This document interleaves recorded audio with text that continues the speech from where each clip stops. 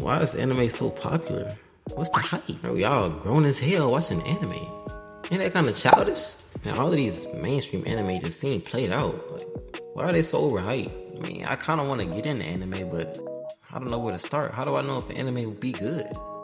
Hey, if you find yourself asking yourself these type of questions, then no worries, because I'm here to break down the key factors to why anime is so popular these days and how to find a good anime that's really right for you and how to really appreciate anime for what it is, you know what I'm saying? Yes, I warm my hands up because I'm finna cook. Yeah, boy. Alright, so the first thing to factor in when picking a good anime is, of course, the first thing that will catch your eye, and that is the animation style. It's just like how people be like, oh, I don't really look at appearance. I just go based on personality. yeah. Cause it's like, bro, if we out in public and I'm seeing you for the first time, then I don't know you. I just see you. There's no way for me to know how you act and how you are as a person until we actually have a conversation. You feel me? And the same thing applies to anime. Of course, the first thing you're gonna see is that anime style. You know, if it got a cooler 90s vibe or whatever, you know what I'm saying? Or if it has a newer style vibe that's like more crisp and detailed and the animators barely getting any sleep and shit like that. I quit. I'm tired of this. What? No, I'm done. You done? I'm done wasting time. I'm about to get started. Oh, you done wasting time? Yeah. But I think we all know the difference between a new style anime and an older style anime. But stop, and I mean stop, bro. I cannot stress this enough.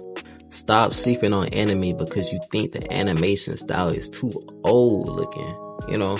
Cause I know a lot of you new anime watchers be sleep as hell on the motherfucking old styles. Like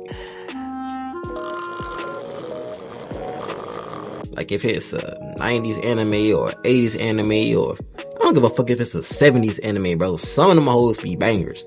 But see, the common thing that a lot of new anime watchers do is have the misconception that one is better than the other. Yeah, the newer anime might look a little cooler sometimes. It's more crisp and detailed and shit. But I mean, that's really just subjective. You really won't know the first thing there is to know about that anime until you actually click it and maybe read the description to give you a little insight on what the anime is even about. Well, nah, that's a lie. Because these days, the whole plot of the anime just be in the damn title. Yeah. But which brings us to the next factor in this beautiful, beautiful discussion, and possibly my favorite one, plot. The plot is always the thing that will speak to you the most, in my opinion, because like, there are so many unique ideas for plot when it comes to anime, bro. They be doing so much crazy shit and having so many crazy ideas. You be like, bro, how did they even come up with that shit? That's fire. Which is really why I don't watch any more Hollywood written and directed movies anymore, bro, because they just seem so overly repetitive and predictable. Like when I'm watching them, I just feel like I know what's coming next and how it's gonna end. But when it comes to anime, bro, they have so many plot twists, and you think that's the main character, but they'll kill every main character you thought was the main character. Yeah, if you know, you know. And this is completely unrelated, but for instance, Attack on Titan, like, that's a show with a great plot. And I know it's more mainstream nowadays, but people still be sleeping on it. And the plot is just so good for so many different reasons for people to be sleeping on it the way they do. So basically, when I'm watching a new anime or trying to pick a good anime, I'll ask a lot of questions, bruh.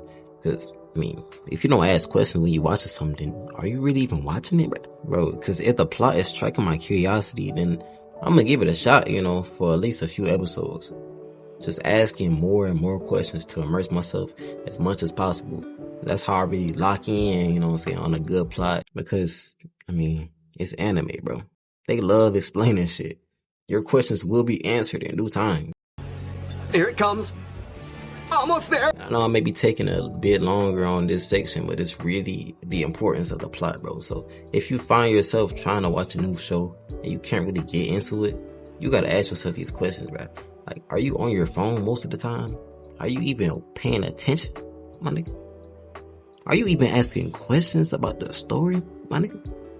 Also, if you watching that at night when you tired, you know what I'm saying, you get out the shower, you get in the bed, you cozy, then you just gonna fall asleep and wake on it the next day confused as hell, not knowing what happened or where to pick up from, so you gonna stop watching it, you know what I'm saying? So stop doing that. If you watching a new anime, don't watch it at night when you getting in bed and you really finna relax for the rest of the day, because you gonna fall asleep on that bit, probably, more than likely. Because a lot of the time, our phones and other distractions are really the issue for why we can't really immerse ourselves and, you know what I'm saying, indulge into the plot of a show.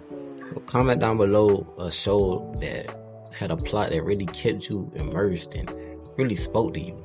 Alright, on to the next. The next factor we'll discuss is, of course, the action. Yeah, I know that's what y'all been waiting on. Or, you know, if you're someone who likes action and anime, you know, that might be a main reason a lot of people like anime, because of the action scenes, the beautifully choreographed fight scenes with the clean, crisp animations and all that good, you know. But bro, listen to me when I tell you this, bro. And I mean, listen, bro. Just because they're in a top tier fight scene in the first 15 seconds of the first episode, it's okay, bro. It's okay. You know, that's the time for you to really indulge into the plot, getting used to the animation style, you know, and letting it build up. Because there's nothing better than when you like have a villain that you can't wait to see the main character throw hands with. Like, they just hyping him up the whole show, like he's so strong, he's so powerful, and the main character had a little run-in with him before he got his ass beat, so he trained his ass off trying to fight that man, really put the work to him, you know. Or they got a villain that you just can't stand, and you like, yeah, it's trying to throw the ones. You really talking all that hot shit, you talking crazy, you doing all these crazy things. Now it's time for you to get that ass whipped tight beat. Let's go! I'm sick of her ass. I'm sick of that shit. This is my son. And yeah, of course, the boxing is and always will be one of the most exciting elements to a top tier anime, you know what I'm saying? Because seeing two strong characters just run the fade is just so beautiful. And speaking of beautiful, our next factor, the soundtrack. The soundtrack is another great aspect that a lot of people really sleep on. Well, a lot of people that don't really do this anime shit sleep on, because anybody that's an anime fan know the soundtrack is really what brings the foundation for you getting your feels, you know, or, you know, understanding the feels and the vibes of the show. So it really brings everything together. The soundtrack is responsible for setting the tone during the episode, shit, before the episode, after the episode, and Bleach, Naruto, One Piece, Dragon Ball Z have been known to have some of the best soundtracks, maybe the most iconic soundtracks. I believe My Hero, Demon Slayer, JJK, shit, Attack on Titan, 7 Days to Sins, oh my god. All of those have great soundtracks as well, to really give off the vibe of the show and really get you into that state of being where you just hear that opening and instantly be like, yo, we lit. This shit fire. Really setting the tone to, you know, warm you up, butter you up to watch that fire ass episode. And then after the episode, they hit you with that fire ass closing. That's how you just sit there marinating in it. You're like, damn, that shit was good. And it really just takes you away and separates you from the world, from all the stress and everything that's going on. It just makes you drift into this beautiful bliss, you know, the pianos, the melodies, and how all the instruments is clashed together, and the singing, you know, I can't understand none of it, but it's gonna hit every time. Yeah, I just wanted to give a shout out to the beauty of an anime OST. Alright, but the last factor, where you know you got your hands on a nice anime, a good anime, characters. And yeah, I mean the Gojos, the Kanekis, and all those other white haired motherfuckers that's just always cold for some reason. The sweet love anime schoolgirls that just always warm up the situation and keep everyone inspired and motivated through the whole show. The chill, cool characters, and to the overly enthusiastic characters. Afraid because the third Hokage is my grandfather? I don't care if he's your grandmother! So believe it! Just the overall dialogue and the bond that all the characters share between each other. And of course, the character development, bro. It's nothing like watching a main character who's dog shit. He's ass at first, you know, he's sorry. That nigga can't fight, he can't box, he has no powers, that nigga's trash, everybody picking on him, everybody think less of him, doubting him.